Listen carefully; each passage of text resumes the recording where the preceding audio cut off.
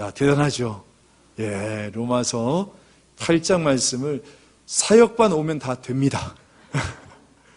그리고 가운도 너무 잘 어울리네요. 저 가운과 학사모가 혹시 부럽다, 여러분들 제자반 신청하시면 같이 하면 되겠습니다. 1903년 원산에서 시작되었고 1907년 평양에서 절정을 이루었던 이 한국판 오순절이라고 불려지는 평양 대부흥운동. 근데 이 평양 대부흥운동의 출발이 사실은 2명의 여성 선교사로부터 시작이 되었습니다. 그 당시에 중국에서 발생했던 의화단 사건이라고 있거든요. 혹시 아신지 모르겠어요.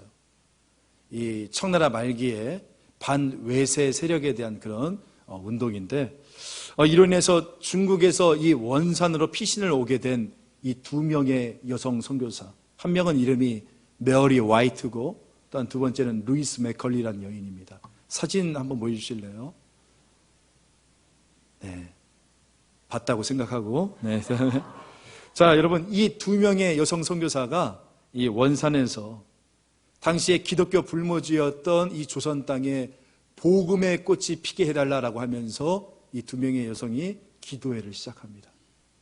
근데 이 기도회에 대한 소식들이 아름아름 이렇게 알려지기 시작하면서 근처에 있는 선교사들이 1명, 2명씩 이 기도회에 합류하게 되어진 거예요.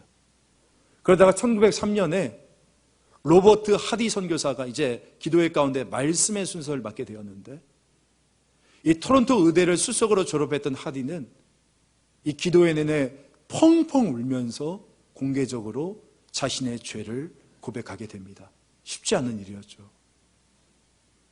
그러니까 이 동료 선교사들보다 앞에서 자신이 명문대를 나왔다는 그 으쭐함 있죠.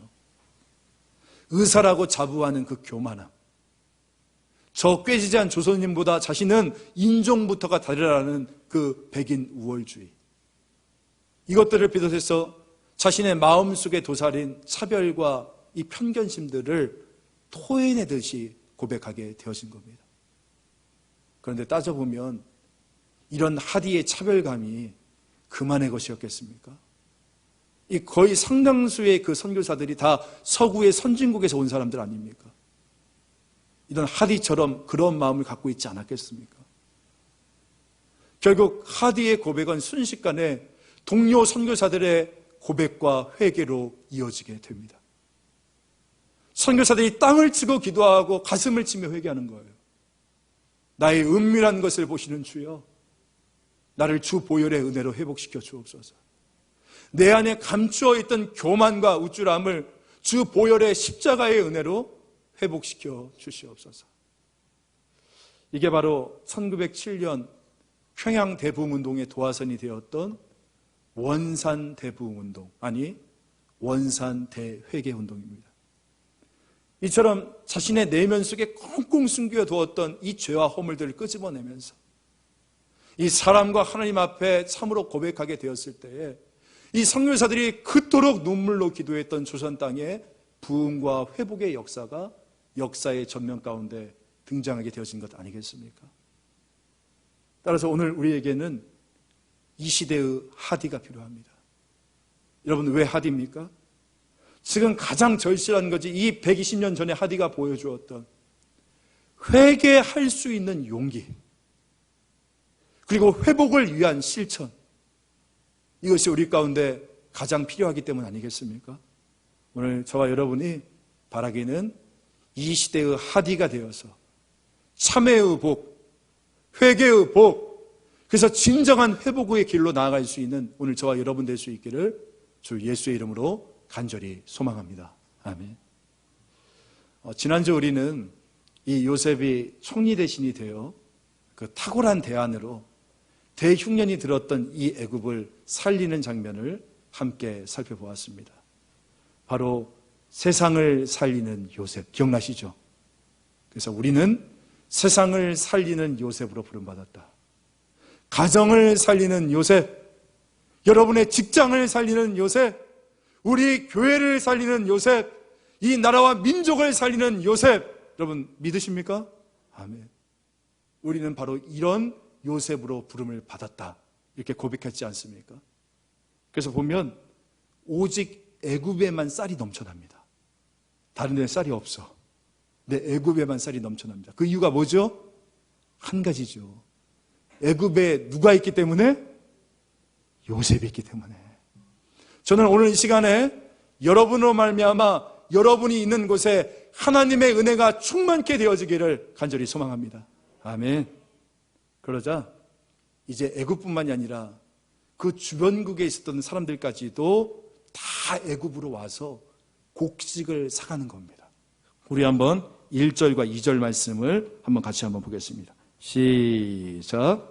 그때에 야곱이 애굽에 곡식이 있음을 보고 아들들에게 이르되 너희는 어찌하여 서로 바라보고만 있느냐. 야곱이 또 이르되 내가 들은즉 저 애굽에 곡식이 있다 하니 너희는 그리로 가서 거기서 우리를 위하여 사오라. 그러면 우리가 살고 죽지 아니하리라 하매. 자, 카메라가 다시 20년 전에 요셉이 떠나왔던 고향 땅 가나안 야곱의 집으로 딱 옮겨갑니다. 보니까 이 가나안 땅에도 대흉년이 덮쳐서 지금 70여 명에 달했던 야곱의 가족들이 굶어 죽게 생긴 겁니다. 그러자 이제 아버지 야곱이 이제 형들을 애굽으로 보내서, 여러분 이게 중요해요. 애굽으로 보내서 곡식을 사오라고 시키지 않습니까?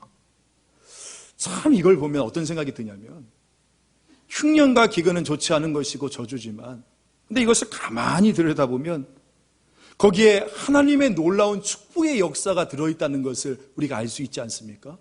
왜 그래요? 이 대흉년 때문에 가나안에 있던 형들이 요셉을 찾아오게 되어지니까. 여러분 생각해 보세요. 흉년이 아니었더라면 이 가나안에 있던 형들이 무슨 이유로 애굽에 갈 이유가 있겠습니까? 흉년이 아니었더라면. 이처럼 하나님께서는 이 무서운 흉년을 요셉과 형들을 다시 만나는 계기로 삼으신 것입니다.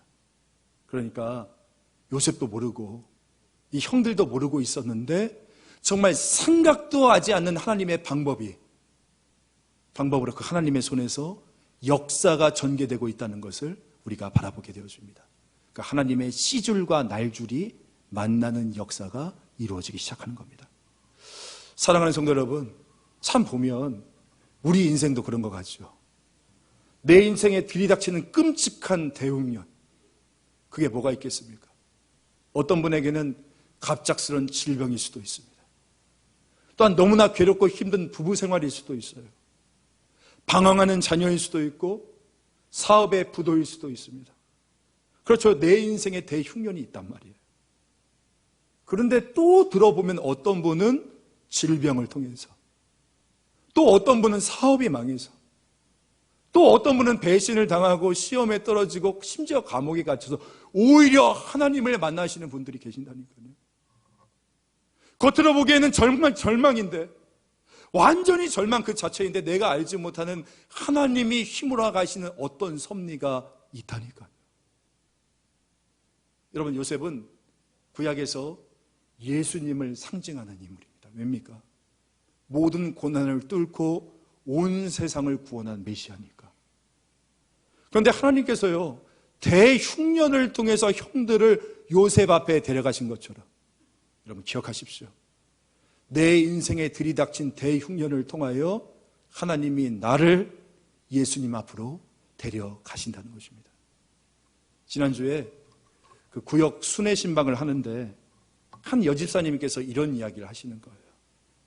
작년까지는 구역 모임에 한 번도 참석하지 않고 그냥 이렇게 겨우 예배만 왔다 갔다 했던 제가 올해는 이렇게 구역 모임에 빠지지 않고 참석을 하고, 그리고 심지어 새벽지단까지 싸울 수 있었던 것은 돌아보니 엄마의 병환 때문이었습니다. 그런 이야기를 하는 거예요. 아파하고 연약해진 그 엄마의 모습을 볼 때에 주님 앞에 나아가는 것밖에는 자기가 할 수 있는 것이 없다는 거예요. 그래서 엄마의 병환이 저를 예수님께로 인도하는 하나님의 놀라운 섭리였습니다. 그렇게 고백하는 겁니다. 그러고 보니까 2023년도 올 한 해에 내게 닥친 그 어떤 고난 때문에, 내 인생을 뒤엎는 내 인생의 그 대흉년 때문에 구역 모임에 나오게 되었다라고 고백하시는 분이 그 안에 두 분이나 더 계시더라고요. 아마 여러분들 이 자리에 계신 분들도 그럴 겁니다. 딸이 아파서, 아니면 자신이 아파서, 아니면 그 어떤 인생의 문제 때문에, 그 어려움 때문에 오늘 이 자리에 나오신 분들 계시지 않겠습니까? 지난번에 제가 말씀드렸던 5년 동안 지금 항암을 겪고 계시는 그 성도님과 금요일에 통화를 했습니다. 어디냐고 물어봤더니 병원에 계시대요. 근데 말씀하신 게 지난주에 이 폐에 물이 가득 차서 그 폐에 있는 물을 다 빼야 되고 말려야 돼서 오늘 지금 병원에 왔는데 감쪽같이 폐에 물이 다 발라버렸다는 거예요. 그러면서 그 얘기 하시더라고요. 목사님, 저를 위해서 목사님과 우리 교우들이 기도해 주고 계신다는 거 너무나 잘 알고 있어요. 이제는 주님만 바라보면서 저의 모든 삶을 주님께 맡기며 살아갈래요. 그렇게 이야기하시는 거예요. 여러분, 진짜 복이 뭡니까? 시편 기자 다윗은 주님께 가까이 나아가는 것이 내게 복이다라고 이야기를 하고 있습니다. 내게 복인 것이에요. 그래서 여러분, 당장 이 상황 가운데 있을 때에는 이게 도저히 이해되지 않아 보이지만, 근데 나중에 우리가 영적 눈으로 바라보면 무엇을 깨닫게 되어집니까? 아, 그래. 이 고난의 파도가 지금 나를 덮치고 있는 이 인생의 대흉년이 바로 하나님이 나를 예수님으로 데려가시는 것이구나. 이것을 우리가 깨닫게 되어지지 않습니까? 사랑하는 성도 여러분, 혹시 지금 자녀가 여러분을 덮치고 있는 대흉년입니까? 혹시 건강과 사업과 관계의 문제와 신앙의 갈등이 지금 여러분을 덮치고 있는 대흉년입니까? 제가 제일 안타까운 게 뭔지 아세요? 대흉년이 불고 있는데 지금 그냥 한숨만 쉬고 있어요. 집안에서 낙심만 하고 있는 거예요. 한탄만 하고 있어요, 여러분. 여러분, 아닙니다. 여러분에게 닥친 그 고난 속에 담겨져 있는 하나님의 놀라운 섭리를 영적인 눈으로 바라볼 수 있어야 되는 것입니다. 지금 여러분이 당하는 흉년은요, 사실은 여러분을 예수님께로 인도하시는 하나님의 손길이라니까요. 이거 우리가 놓쳐버리면 평생 고생만 하다 끝납니다. 하지만 우리가 이것을 붙잡으면 이 고락 같은 우리의 인생 속에서도 하나님을 만나는 놀라운 역사가 임하게 될 줄 믿습니다. 오늘 여러분에게 닥친 대인생의 흉년을 통하여서 오히려 예수 앞에 나가 그 예수를 바라보며 그분만을 붙들 수 있는 놀라운 은혜가 저와 여러분 가운데 있기를 간절히 소망합니다. 혹시라도 여러분 주변 중에 이해할 수 없는 어떤 인생의 고난 가운데서 아직도 답을 찾지 못하고 계신 분들이 계신다면 여러분들이 그분들을 예수님께로 인도하는 역사가 있기를 간절히 소망합니다. 아멘. 5절 말씀 우리 같이 한번 읽어볼까요? 시작. 이스라엘의 아들들이 양식 사러 간 자 중에 있으니 가나안 땅에 기근이 있음이라.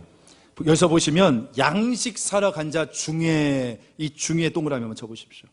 그러니까 양식 사러 간 자 중에 있었다라는 겁니다.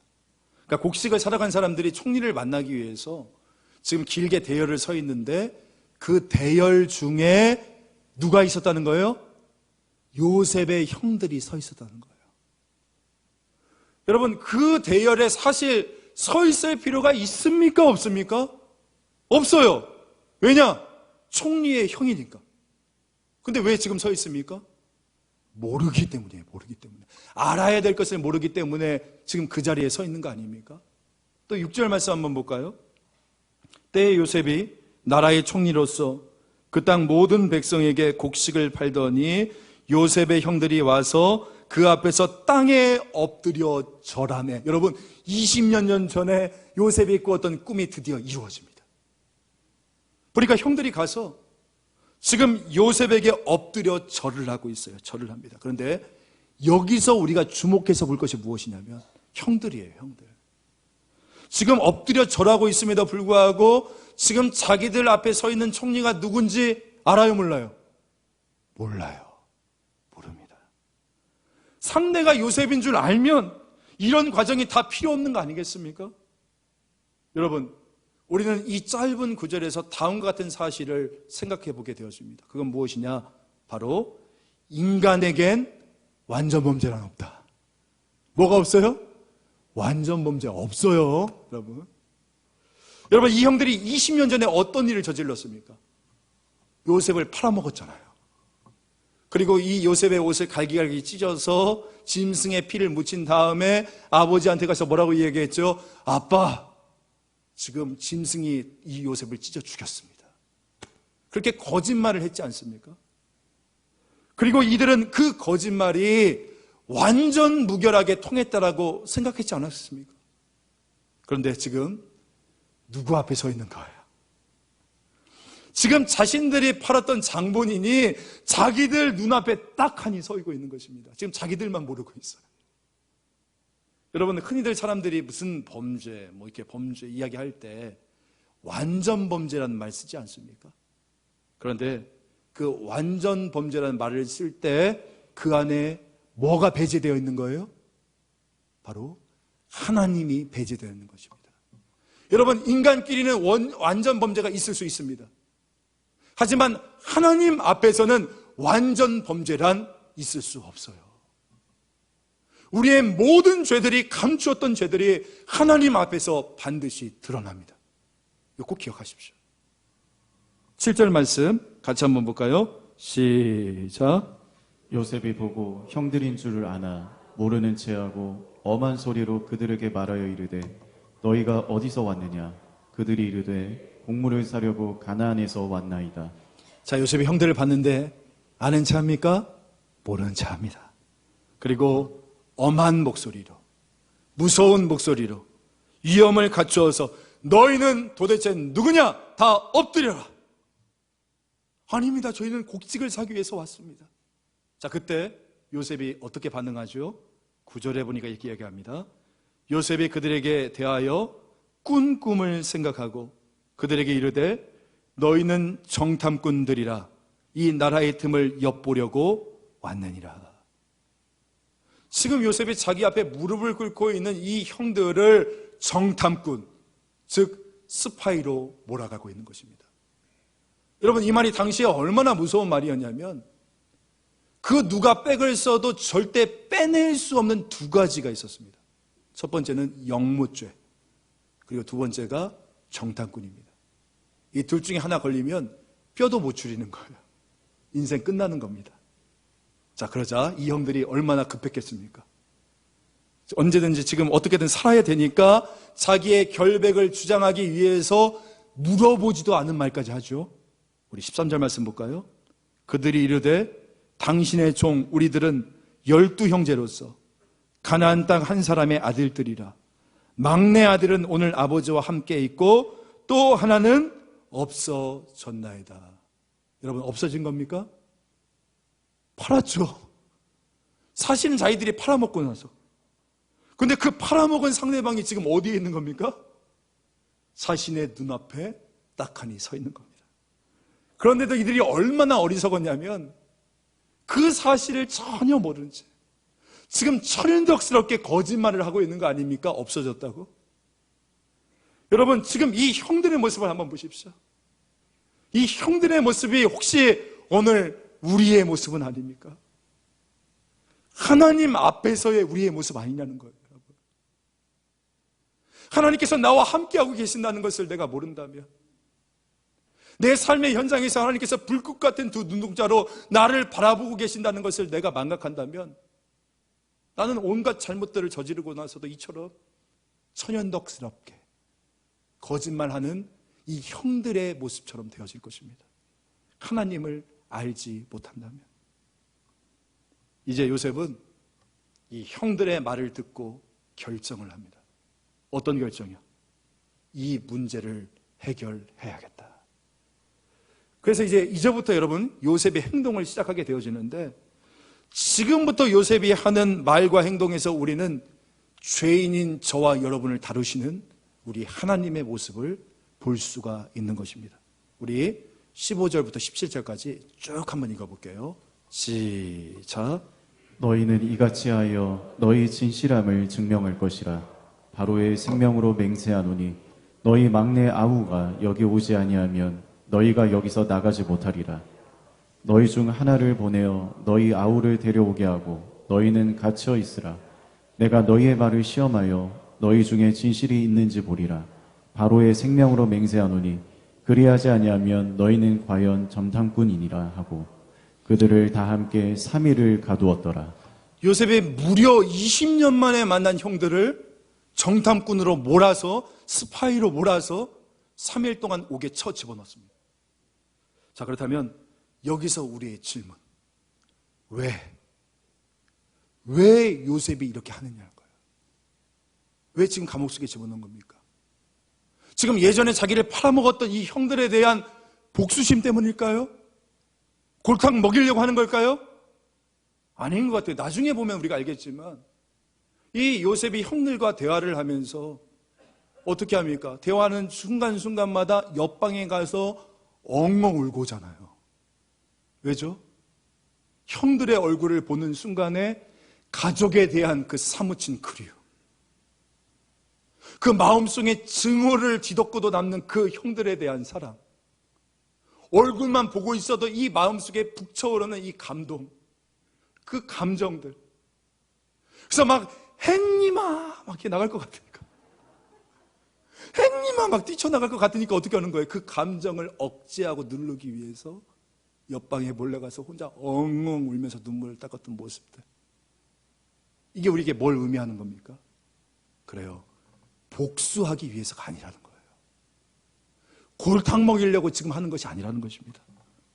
그런데도 왜 요셉은 지금 이렇게 하느냐는 거예요. 빨리 형님 저 요셉이에요 이렇게 하면 될 것 같은데, 그것은 바로 여러분, 요셉이 이미 마음속으로는 이 형들을 사랑했고 용서했지만 지금 그의 마음속에는 이 형들을 바로 세워주기 위해서였다는 것입니다. 뭐요? 바로 세워주기 위해서. 이게 무슨 말이냐면, 여러분, 요셉이 형들에게 팔렸을 때 이유를 막론하고, 그때 요셉은 어떤 소년이었습니까? 자기만을 알렸던 이기적인 아이였지 않았습니까? 그런데 그런 요셉이 애굽에서 종살이를 하고 옥살이를 통해서 자신의 잘못된 삶을 코람되어 그 하나님 앞에서 바르게 섬으로, 바르게 세워감으로 이 하나님의 종으로 바뀌게 되어지지 않습니까? 이제 하나님 앞에서 잘못된 삶을 청산하고 하나님 앞에서 바로 선 경험이 있는 사람은요, 자기가 사랑하는 사람을 바르게 세워주길 원하는 것입니다. 요셉의 마음이 그랬어요. 그래서 요셉은, 자 보세요, 지금 형들이 자기를 팔아먹고도 아직까지 그게 잘못인지를 깨닫지 못하잖아요. 없어졌나이다. 지금 끊임없이 그 죄를 덮으려고 하잖아요. 잘못했다는 것, 그 사실 자체를 망각하잖아요. 여러분, 그런 사람은 또 잘못하게 되어 있습니다. 그래요. 똑같은 잘못을 또다시 반복하게 되어 있는 것입니다.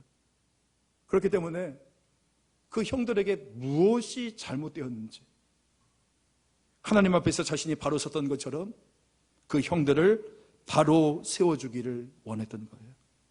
어떤 분들은 그래요. 교회는 사랑의 공동체이지 않느냐, 교회는 온유의 공동체이지 않느냐, 다 사랑으로 우리가 용납해 줘야지, 우리 다 죄인인데 죄인끼리 뭘 들춰내냐. 여러분, 그건 진짜 사랑이 아닙니다. 고린도전서 13장 말씀에 보면 사랑은 불의를 기뻐하지 아니한다고 얘기했어요. 불의를 기뻐하지 않는 것이 사랑입니다. 그 사람이 아직도 죄를 짓는데도, 자기가 하고 있는 것이 죄인지도 모르는데도 그냥 계속 그것을 침묵하고 덮어주고 방치한다, 사랑이라는 이름으로. 여러분, 그게 사랑입니까? 여러분의 자녀가 그러면 가만히 두겠어요? 그게 사랑이겠습니까? 진짜 사랑은 그게 아닌 것이에요. 진짜 사랑이 뭔지 아십니까? 오히려 그 사람이 자기의 잘못이 무엇인지, 내가 저지른 죄가 무엇인지를 자신이 깨달을 수 있는 그 시간을 주는 것이 진짜 사랑인 겁니다. 왜요? 그래야 회복으로 나아갈 수 있으니까. 정말 요셉이요, 본보기 보여주려고 그랬으면 3일 안 가둡니다. 진짜 한 몇 년 가둬놓고서나 올드보이처럼 군만두만 줬을 거예요. 진짜 복수하려고 그랬으면 자기 13년 고생했으니까 너도 13년 군만두 먹어봐라, 그랬을 거 아닙니까? 근데 3일만 가둡니다. 왜 3일이었을까요? 형들로 하여금 괴로워하면서 자신의 죄를 돌아볼 수 있는 시간, 그 어떤 계기를 만들어주기 위함이 아니었겠습니까? 다시 말해서 요셉은 복수하려는 것이 아니에요. 오히려 회개의 기회를 주고자 했던 것입니다. 참회의 복, 회개의 복. 왜요? 참된 회개 없이는 진실한 회복이 없으니까. 진정한 회복의 길은 참된 회개로부터 시작이 되어지기 때문에. 사랑하는 성도 여러분, 저는 하나님께서 우리를 다루실 때도 그렇다라고 생각을 합니다. 만약에 우리가 회개하기도 전에 하나님이 너무나 쉽게 고난을 걷어가시거나 복을 주신다면 아마 우리는요, 정말 제대로 된 회개, 그 회복의 은혜를 체험할 수 없을 것입니다. 그래서 우리 하나님은 우리를 구원하시고 용서하시고 그 과정에서 오늘 저와 여러분이 제대로 회개하고 반성하고 하나님의 은혜에 감격할 수 있는 이 과정을 만들어 가고 계시는 것이에요. 여러분, 제가 요셉이 누구를 상징하는 인물이라고 했죠? 예수님이라고 했어요. 이 요셉이 형들을 끊임없이 압박합니다. 압박해. 오늘 성경 보세요.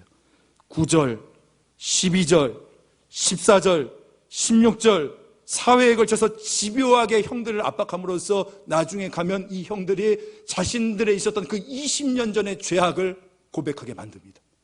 21절 말씀 볼까요? 우리 같이 한번 읽어보겠습니다. 시작. 그들이 서로 말하되 우리가 아우의 일로 말미암아 범죄하였도다. 그가 우리에게 애벌할 때에 그 마음의 괴로움을 보고도 듣지 아니하였으므로 이 괴로움이 우리에게 임하도다. 여러분, 죄책감이라는 것은 세월이 간다고 없어지는 것이 아닙니다. 특별히 하나님의 자녀들이 죄를 짓고도 회개 안 하고 방치하고 살잖아요.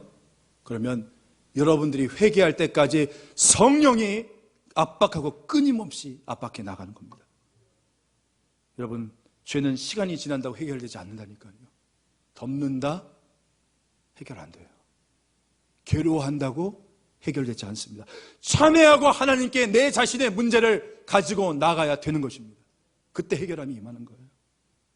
그런데 여러분, 성경은 자복과 회개를 구별해서 설명하고 있다는 것을 아십니까? 자복과 회개. 자복은 영어로 confess, 입으로 하는 겁니다. 하나님, 제가 범죄하였나이다. 이게 자복이에요. 회개는 repent, 헬라어로 메타노니아라고 이야기합니다. 행동으로 하는 것입니다. 그러면 자복은 뭔가 회개의 시작일 수는 있어. 그런데 여러분 기억하십시오. 자복이 꼭 회개인 것만은 아닙니다. 회개란 뭐냐? 행동이 돌아서는 거예요. 하나님, 제가 죄인입니다. 언제든지 confess, 그러니까 자복을 할 수 있단 말이에요. 하지만 그 행동이 돌아서지 아니하면 그건 진짜 회개가 아닌 것입니다. 여러분, 지금 이 형들을 보십시오. 우리가 범죄하였나이다. 자복은 했어요. 그런데 아직 회개로까지는 나아가지 않습니다. 그러니까 아직 본론은 시작하지도 않았다는 거예요. 왜냐? 회개는 단지 입술만의 고백이 아니니까. 뼛속 깊이까지 성령의 감동으로 내가 뒤집혀져야 되는 것이니까. 하나님의 눈으로 드러나서 정말 자복에서 회개로까지 이어져야 되는 것이니까. 그 다음에 마지막 질문 한번 드려볼게요. 여러분, 그러면 어떻게 자복이 회개로까지 이어질 수 있습니까? 그 복음서를 보면 우리 예수님을 만나서 진정으로 회개하고 회복된 사람들이 나옵니다. 부자였던 아리마대 요셉, 산헤드린 공의원이었던 니고데모, 세리장 삭개오, 또한 로마 백부장, 한 강도 쭉 나열이 되고 있어요. 그런데 여러분, 이들이 가지고 있는 공통점이 뭔지 아십니까? 공통점. 두 가지가 있어요. 첫 번째는 예수님이 이들에게 회개하라라고 직접적으로 요구하신 적이 없다는 겁니다. 이게 첫 번째 공통점입니다. 두 번째, 잘 들으세요. 그런데 이들이 주님의 사랑을 인격적으로 접하게 되었을 때 그 모두가 그 사랑 앞에 자발적으로 회개의 삶을 살아가기 시작했다는 거예요. 여러분, 이것을 통해서 우리가 알 수 있는 나의 자복이 회개로 이어지지 못하는 이유, 그게 무엇입니까? 자복과 회개 사이에 있는 바로 그것. 뭐예요? 주님의 사랑. 그 나를 향한 하나님의 사랑에 대한 분명한 자각이 오늘 내 안에 결여되어 있기 때문에 우리가 맨날 주님 제가 범죄했습니다, 죄인입니다라고 회개의 자복의 자리로까지 나오지만 우리가 더 이상 회개의 자리로까지는 나아가지 못하는 것이 아니겠습니까? 주 안에서 사랑하는 성도 여러분, 십자가 보혈의 사랑이 오늘 우리 앞에 있습니다. 보혈의 영원하신 사랑, 자신의 아들의 생명을 내어주기까지 우리를 사랑하셨던 그 하나님의 놀라운 사랑이 오늘 우리 앞에 있습니다. 그 사랑의 감격에 젖어 참된 회개의 길로 나아갑시다. 참된 회개만이 진정한 회복의 역사를 가져다 주는 것입니다. 오늘 기독교의 최대의 위기가 뭔지 아세요, 여러분? 피상성이라고 이야기했어요. 피상성. 그게 뭔지 아십니까? 아멘 할렐루야, 내가 하나님의 자녀 되었습니다, 나는 용서받았습니다, 이상 끝. 그러면 회개를 마쳤대요. 여러분, 독일의 신학자였던 본 회퍼가 값싼 은혜라는 말을 썼어요. cheap grace, 값싼 용서. 이게 무슨 말인지 아십니까? 예수님이 자신의 핏값으로 생명을 바쳐서 우리를 십자가 보혈의 은혜로 용서해 주시고 사랑해 주셨는데 그 사랑의 은혜와 용서를 마치 우리가 저 노점상 가판대에서 팔리는 싸구려 물건 취급한다는 거예요. 저는 정말 궁금해요. 여러분들이 회개할 때 어떻게 회개하시는지. 여러분 어떻게 회개하십니까? 하나님 제가 잘못했네요, 죄송해요, 잘할게요. 여러분 회개 기도하실 때 어떻게 하세요? 내 안에 감추어 있던, 기억하고 싶지 않은, 숨겨둔 그 모든 죄의 뿌리들이 드러나서 예수의 보혈로 정결케 되어지는 그 역사가 우리 가운데 있어야 되지 않겠습니까? 여러분 묻습니다. 회개를 다 했다라고 생각하십니까? 혹시 지금 내가 회개했는지 안 했는지조차 모르고 있는 상태 아닙니까? 오늘 요셉이 형들을 압박합니다. 이미 용서했어요. 이미 사랑하고 있어요. 그럼에도 이 형들을 압박합니다. 그 이유가 뭐라고요? 이 형들에게 회개할 기회를 주기 위해서. 바라기는 오늘 성령께서 저와 여러분을 압박하셔서 내 안에 있는 모든 죄악들, 감추어진 죄, 기억하지 않고 싶어 하는 죄, 숨겨둔 죄, 그 모든 죄의 뿌리들이 드러나고 예수의 보혈의 은혜로 정결케 되어지는, 그래서 보혈을 지나 아버지 품으로 나아갈 수 있는 진정한 회개가 우리 가운데 터져나올 수 있기를 간절히 소망합니다. 여러분, 진정한 회복의 길은 참된 눈물의 회개로부터 시작되어집니다. 평양 대북운동도 길선주 장로가 그 앞에 나와서 사람들 앞에 자기가 $600를 그 유산을 공용했습니다.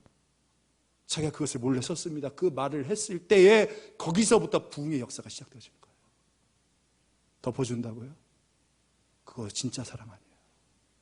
우리의 모든 것들 주님 앞에서 정결하게 드러나길 원하고 참된 회개를 통해 공동체의 진정한 부흥의 역사가 임하기를 주 예수의 이름으로 간절히 소망합니다.